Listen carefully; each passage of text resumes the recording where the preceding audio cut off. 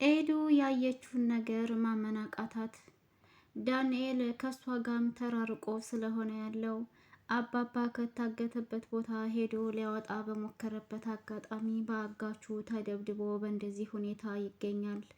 ኤዱ ደግሞ ይህንን ነገር ምንም አታውቅም ነበረ። እናም ስለ አባባ ሁኔታ ወደ ቤታቸው መታ ልትጠይቅ ልታጣራ በመጣችበት አጋጣሚ ዳንኤል እንደዚህ አይነት ችግር እንደደረሰበት ሲነግሯት በጣም ትደነግጣለች፣ ታለቅሳለች። ዳንኤልም እንግዲህ ከአባባ ጋር ያለውን ቁርኝት ቀጥሎበታል። አባባም እኔ ግን ምን አድርጌህ ነው አንተ ለኔ እንደዚህ አይነት መጥፎ ሀሳብ የምታስብልኝ ሲልም ጠይቆት ነበረ። ዳንኤል ግን ወደ እሱ ጋር የመጣበት አንደኛ ምክንያቱ እሱን ነፃ ለማውጣት እንደሆነ ግን ደግሞ ከሱ ብሶ ተቀጥቅጦም በዛ ላይ ደግሞ ታግቶ እንዳለም እያየው እንደሆነ ይነግረዋል። እና እስከዛሬም ፖሊሶች የአንተን ጉዳይ ወይም አንተ የት እንዳለህ ያላጣሩበትና ያልደረሱበትን ምክንያት እኔ ለካሊብ ቲና እንዳሳገተችህ ነግሬዋለሁ ሲልም ለአባትየው ነግረቷል። አባትየውም ደግሞ እና ታዲያ ካሊብ እኔ በቲና ታግቼ እንደሆነ እያወቀ ለዛ ነው ዝም ያለኝ ሲልም ይጠይቀዋል።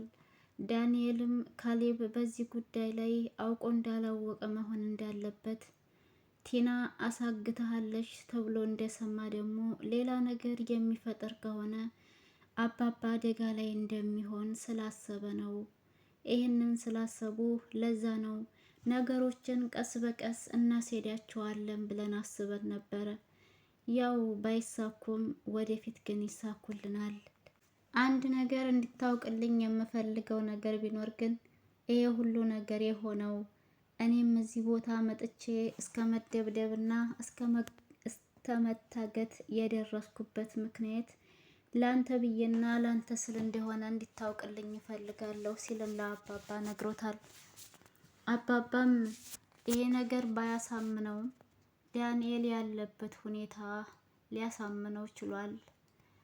የእውነት አንተ እኔን ልታተርፈኝ ነበር የመጣኸው ሲልም ጠይቆት፣ አዎ ቲና ሁሉንም ነገር ስለነገረችኝ በህይወት እንድትወጣ ብዬ ነበር የሞከርኩት እያለም ሲለው ሰምተናል። ቲናም አጋቹን እባክህን ፍቅረኛዬ ስለሆነ ልቀቅልኝ ስትልም ጠይቀዋለች። አጋቹም ደግሞ 10 ጊዜ ፍቅረኛዬ ፍቅረኛዬ አትበይብኝ፣ ፍቅረኛሽም ቢሆን ራሱ ዋጋ መከፈል አለበት እያለም ይላታል። ቲናም እና ታዲያ ዋጋ የምትከፍለው በእኔ ፍቅረኛ ነው ወይ ስትልም ጠይቀዋለች። አጋቹም እኔ ሳልሆን ያመጣሁትኝ ያንቺ ፍቅረኛ ተንከልክሎ እጅ የገባው እሱ ራሱ ነው። ስለዚህ የኔ ጥፋት ሳይሆን የራስሽ ፍቅረኛ ጥፋት ነው ሲልም መልሶላታል። ሰላም ሰላም፣ ውድና የተከበራችሁ የቻናሌ ቤተሰቦች እንዴት ናችሁልኝ? ሰላም ናችሁ ወይ? ደህና ናችሁ ወይ? እኔ ሰላም ነኝ አልሐምዱሊላህ። እንዴት ተለመደው ወደ ቻናሌ በአዲስ ቪዲዮ ተከስቻለሁ። ቤተሰብ ቆይታችሁ ከኔ ጋር ይሆን። ቪዲዮ ስትጀምሩ በላይክ ጀምሩት። ቅንነት ለራስ ነው፣ አይከፈልበትም። ቅንቅን አትሆኑ፣ ቅንቅን ነው የሚባለው። ቅናታም አትሆኑ ማለት ነው። ቅኖች ሁኑ፣ ቅኖች ሁኑ። ለማንኛውም ቪዲዮ ላይክ አድርጉ። አጋቹም ለቲና ፍቅረኛሽ እንቅፋት ሆኖብኛል በስራዬ፣ ስለዚህ እኔ በስራዬ ላይ እንቅፋት የሚሆንብኝን ሰው አጠፋዋለሁኝ፣ ፍቅረኛሽንም ቢሆን አልምረውም እያለ ይላታል። ቲና አሁን በጣም ተጨንቃ ትገኛለች። ዳንኤል አባባን ለማትረፍ ብሎ በራሱ ስራ እንግዲህ ወጥመድ ውስጥ ገብቶ ታግቶ ይገኛል። ቲናም ለአጋቹ ገንዘብ ልስጥህ እያለች እየተለማመጠችው ነበረ። ግን ደግሞ አጋቹ የሻይ ብቻ ሳይሆን የምትሰጭኝ ቢሳካለት እና ቢሆንለት ኖሮ ፍቅረኛ እያልሽ የምትዩ ሰውዬ ሊገለኝ ነበር። ስለዚህ አንደኛ እሱን ያገትኩበት፣ ሁለተኛ ደግሞ ይሄንን ሽማግሌም እዚህ ከቀኑ አሳልፈሽ ያስቀመጥሽበትን በደንብ አድርገሽ ሂሳቡን አስበሽና ጨማምረሽ እንድትከፊኝ እፈልጋለሁ ሲልም ጥያቄ ጠይቋታል። ቲና የሰው ገንዘብ አገኛለሁ ብላ ስትንቀለቀል ያልሆነ ወጥመድ ውስጥ ችግር ውስጥ ገብታ ትገኛለች። አሁን የጠየቃትን ገንዘብ ደግሞ መክፈል አትችልም። ለዛም ገንዘቡን የምሰጥህ ሰውየው ሲሰጠኝ ነው፣ አሁን ምንም የለኝም ስትልም ነግራው ነበር። አጋቹ ግን የእሱ ስራ ማገት እንደሆነ ነበር የመለሰላት። ክፍያውን ግን ራሷ ናት እንጂ የምታስበው፣ አጋቹ ምንም አይነት ነገር እንደማይመለከተውም ነግሯታል። ከዚህ በኋላ ምንም አይነት እድል እንደማይሰጣት ገንዘቡን ከሰውየው ተቀብላ ወይንም ደግሞ ገንዘብ የምታገኝበት መንገድ አፈላልጋ የእሱን ገንዘብ እንድትከፍለው በመናገር ማስጠንቀቂያ ሰጥቷት ከአጠገቧ ሄዷል። ቲናም እንግዲህ በዚህ ጉዳይ ላይ ምንም አይነት ስምምነት ስላጣች ምን እየሆንክ ነው? ምን እያልክ ነው? እያለችም ታለቅሳለይ። አጋቹም ከቲና ጋር ከተለያየ በኋላ ዳንኤልን ለመደብደብ ሞክሯል ማለት ነው። አንተ እኮ ልትገለኝ አስበህ ነበር እያለም ጉሮሮውን ንቅ ያደርገዋል። ቲናም በዚህ ትናደድና እባክን ይሄንን ልጅ አትምታው፣ ስምምነታችን እንደዚህ አይደለም፣ ከተስማማ ነው ውጭ እያደረክ ነው፣ ከዚህ ከድርጊት ደግሞ እንድትቆጠብ እፈልጋለሁ ስትልም ተናግረዋለች። ዳንኤልም ፈሪ ስለሆንክ ነው እንጂ አንድን ወንድ አስሮ መደብደብ ወንድነት አይደለም፣ ይሄ የፈሪነት ምልክት ነው ሲልም ነግሮታል።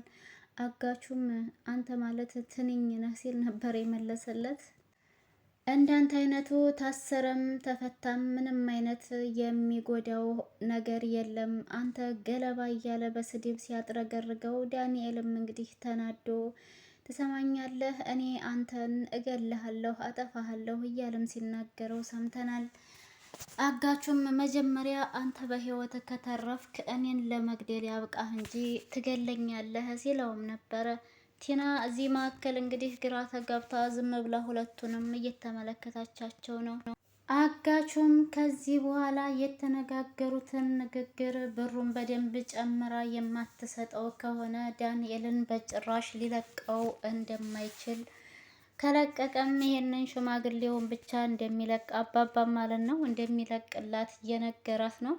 ቲና ደግሞ ዳንኤል ሳያስበው ስለሆነ እንደዚህ አይነት ጉዳይ ውስጥ የገባው እባክህን ዳንኤልን ፍታልኝ እያለችም እየለመነችው ነው። አጋቹ ደግሞ በጭራሽ ላደርገው አልችልም፣ እንደዚህ የተጨመላለቀ ስራ የምሰራ ሰው አይደለሁም፣ ይህንን ደግሞ ጠንቅቀሽ እንድታውቅ እፈልጋለሁ። ሽማግሌውን ራሱ ብዙ ቀን አላቆየውም ብለሽ በጣም እያንዛዛሽብኝ ነው። በዛ ላይ በተደጋጋሚ ገንዘብ አምጭ ስለሽ ቶሎ ማታመጭም፣ እኔ ዝጋ እየራበኝ እየሰራሁ ነው ሲላትም ነበረ። ቲናም ደግሞ እባክህን አሁን የተወሰነ ገንዘብ አገኝቼልሃለሁ፣ ለጊዜው ያንን ተጠቀምና ሌላ ገንዘብ ሳገኝ ወይም ሰውየው ሲሰጠኝ ደግሞ የማስተላልፍልህ ይሆናል ስትለው፣ አጋቹም ገንዘቡን አሁኑ በፍጥነት በእጅ ላይ ቁጭ አድርጊ ሲልም ጠይቋታል። ቲናም ደግሞ ገንዘቡ በፖስታ ተደርጎ ግን እቤት ውስጥ እንደተረሳ ስትነግረው፣ አሁንም በድጋሚ እየሸወደችኝ ነው ወይንስ ምን እያለች ነች ሴትዮ ብሎ ስላሰበ እባክሽን አትቀልጂ፣ ይልቅንስ አሁን ቶሎ ብለሽ ገንዘቤን ስጭኝ ሲላትም ነበረ። ቲናም እባክህን እኔ እቤት ረስቸው ነው፣ ጣውላው ላይ አድርጌው ረስቸው ነው እንጂ አዘጋጅቼልህ ነበረ እያለች ታለቅስበታለች። እና ያው መጨረሻ ላይ እንግዲህ ትሁት ስልክ ደውላ ወደ ቲና ለምንድነው እቃ ረስተሽ የሄድሽው ያስቀመጥሽውን ብላም ስትጠይቃት፣ ቲናም ደግሞ ቶሎ ብላ የምትሄድበት ነገር እንዳላትና ቸኩላም እንደሆነ የረሳችው ከቻለች ወደ ውጭ ወጥታ እንዲታቀብላት ለትሁት ትዕዛዝ አስተላለፈች። ትሁትም ደግሞ ሰራተኛ ስለሆነች እንግዲህ ማንኛውም ሰው ሲያዛት እዛ ቤት ውስጥ ያለው ማለት ነው መታዘዝ ስላለባት የት ላምጣልሽ፣ የት ይመችሻል ብላም ስትጠይቃት የሚመችባትን ቦታ ከነገረቻት በኋላ ያንን ለአጋቹ የሚከፈለውን ብር ይዛ ሄዳ እንግዲህ ሰጥታታለች።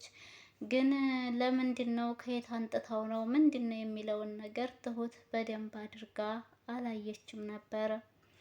እሷ ያየችው ጣውላው ላይ የሆነ እቃ ቲና ረስታ እንደሄደች ብቻ ስለነበረ ያንን ብር ይዛ ሄዳ ሰጥታታለች። ግን ደግሞ አጋቹም ቢሆን ገንዘቡ በእጁ ሳይገባ ዳንኤል አባባን ፈቶ ከራሱም አሳልፎ ይዞ ሊያመልጥ ሲል እንግዲህ እዛው ደርሶ አናታቸውን እያለ ዘርሯቸዋል። ዳንኤል በቃ በአንድ ቡጤ ነበር፣ በአንድ ቦክስ ነበር የተዘረረው።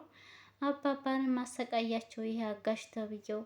ውድና የተከበራችሁ የቻናል ቤተሰቦች ለዛሬ እዚህ ድረስ ይበቃናል። ከተመቻችሁ ላይክ፣ ሼር፣ ሰብስክራይብ ማድረግ አትርሱ። ሀሳብ አስተያየት ካላችሁ ኮሜንት ላይ አስቀምጡልኝ። ለነበረን ቆይታ ከልብ አመሰግናለሁ እያልኩኝ በዛው ልሰናበታችሁ። አይከፈልበትም፣ እንደው ቅንነት ለራስ ነው። ተው ግን እንተባበር ይሻላችኋል። ተው የመዳም ቅመሞች።